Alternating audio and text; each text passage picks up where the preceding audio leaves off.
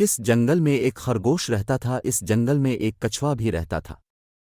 ایک دن خرگوش نے کچھوے کو کہا کہ تم بہت سست ہو اور میں بہت تیز ہوں۔ میری رفتار بہت زیادہ ہے۔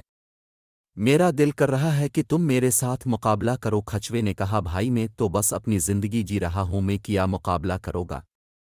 خرگوش کو اپنے آپ پر بہت غرور تھا۔ دونوں کے درمیان قابلہ فائنل ہو گیا۔ خرگوش نے کہا کہ اس پہاڑ کی چوٹی پر جو سب سے پہلے پہنچ جائے گا وہ جیت جائے گا۔ کچھوے نے کہا کہ ٹھیک ہے۔ دونوں دوڑ شروع ہوگی۔ خرگوش نے بڑی تیزی سے چھلانگیں لگا کر کچھوے سے دور چلا گیا۔